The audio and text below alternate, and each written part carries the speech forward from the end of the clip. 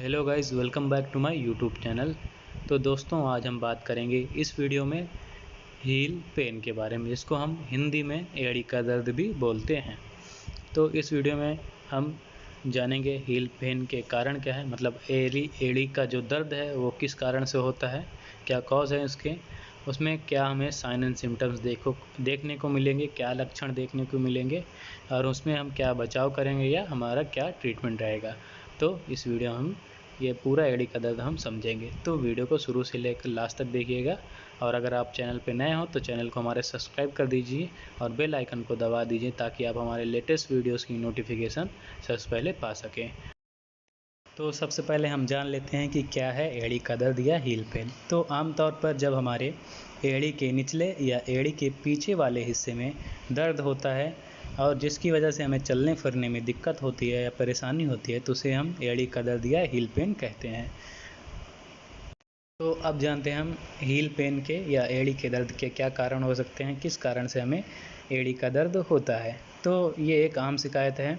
इसके कई कारण हो सकते हैं, जैसे जब हमें किसी प्रकार की चोट लग गई हो या फ्रैक्चर हो गया हो या जब हम हाई हील्स के जूते या सैंडल वगैरह पहनते हैं।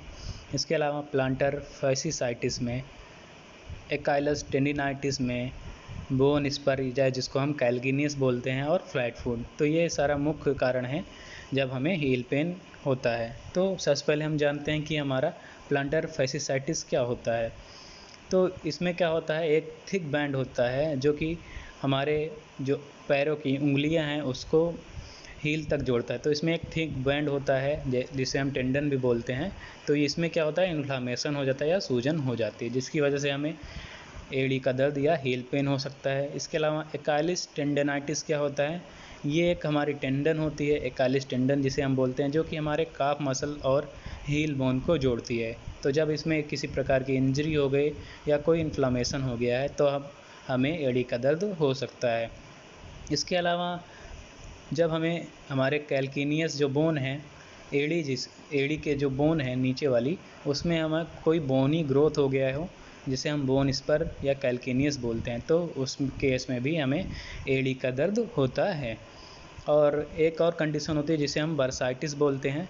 इसमें क्या होता है, जो हमारे फ्लूइड होते हैं जो कि कुशन प्रोवाइड करते हैं, मतलब जो कि हमारे चोट लगने से जॉइंट्स में बचाते हैं जिसको, उसमें कोई इन्फ्लामेशन हो गया है या इन्फेक्शन हो गया है तो उस केस में भी हमें हील पेन या एड़ी का दर्द होता है।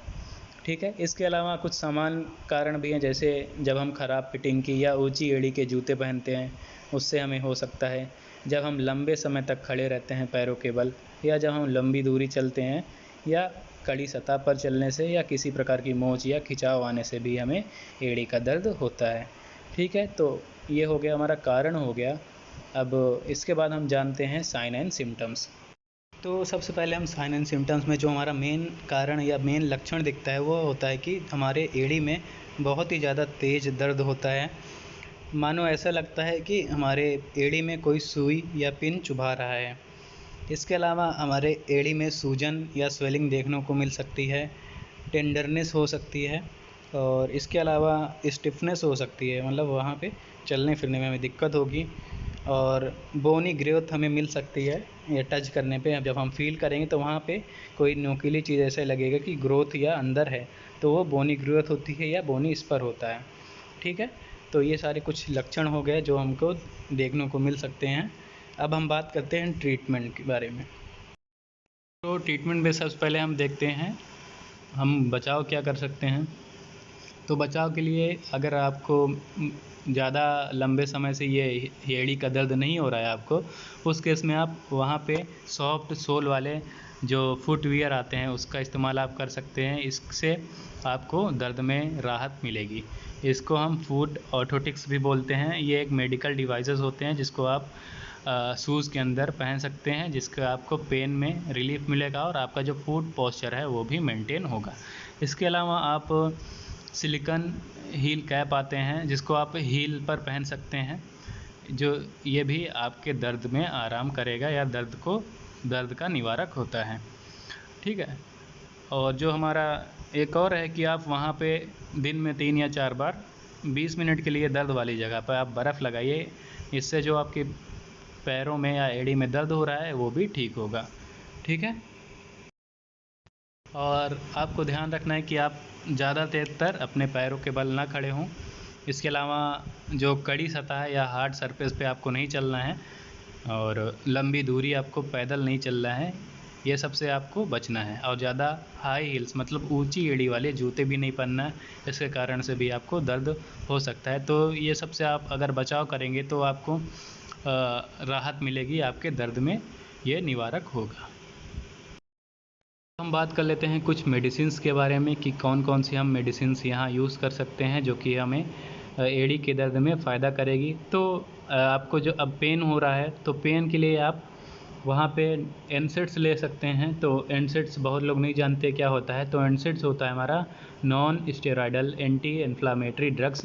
तो ये क्या करता है, हमारे पेन को या दर्द को हमें दर्द से छुटकारा दिलाता है। तो इसमें आप यूज़ कर सकते हैं आइबुप्रोफेन। ये आपको मेडिकल स्टोर पे एडविल के नाम से मिल जाएगी। तो इसको आप जब ज़रूरत हो, जब दर्द रहे, उसके अनुसार खाइए। अगर आइबुप्रोफेन नहीं मिल रहा है तो आप नैप्रोक्सिन भी ले सकते हैं। तो नैप्रोक्सिन भी एक एनसेड्स है, इसका भी आप इस्तेमाल कर सकते हैं। और अगर ये भी नहीं मिल रहा है तो आप एस्पायरिन का यूज़ कर सकते हैं। ठीक है, तो इसको आप आवश्यकता अनुसार इसको इस्तेमाल करना है। ठीक है,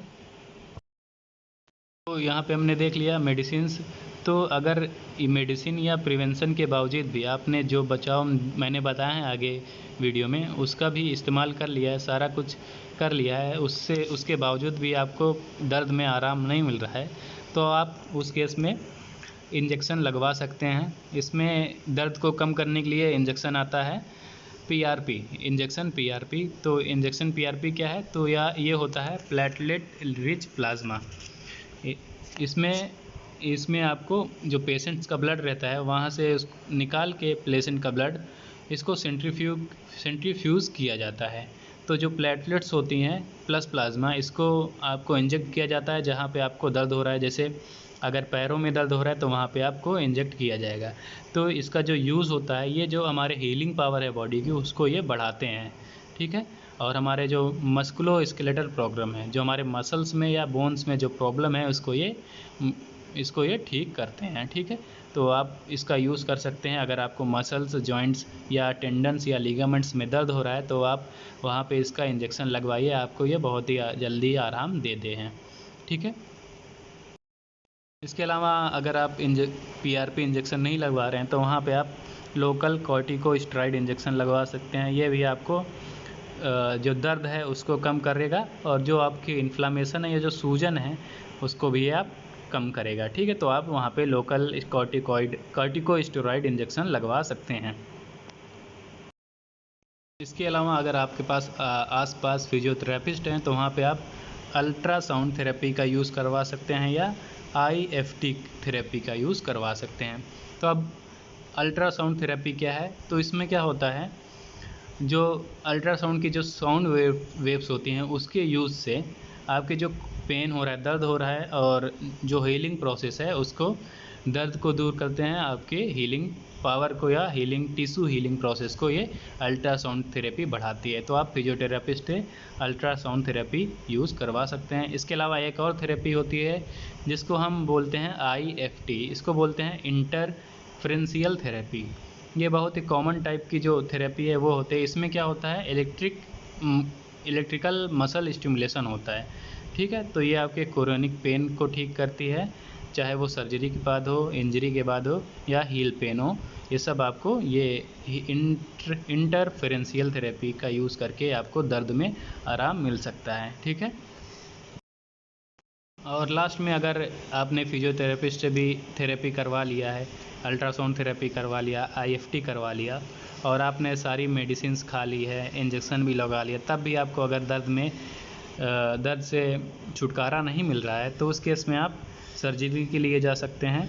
जहाँ पे सर्जरी के लिए जो आपका ओवर ग्रोथ है बोनी का, जो बोन्स होते हैं जब वो बढ़ जाते हैं उसका वो वहाँ पे सर्जन जो होगा उसको काट के निकाल देता है या बाहर निकाल देता है। इसके अलावा अगर प्लांटर फैसिसाइटिस हो गया है तो उस केस में वो प्लांटर फैसिसाइटिस को भी रिलीज़ कर देता है, तो उससे आपको सर्जरी के बाद आराम मिल जाता है। तो ज़्यादातर केसेस जो होते हैं उसमें अगर बोनी स्पर या प्लांटर फेसिसाइटिस की कंडीशन डेवलप नहीं हुई हो तो वहाँ पे आप मेडिसिन्स का यूज़ करके और प्रिवेंशन करके और फिजियोथेरेपिस्ट से ही आप फिजियोथेरेपिस्ट या फिजियोथेरेपी करवा के आप ठीक हो सकते हैं। ठीक है, तो आई होप हील पेन या एड़ी का दर्द आपको समझ में आया होगा और कौन कौन सा मेडिसिन या क्या क्या बचाव करने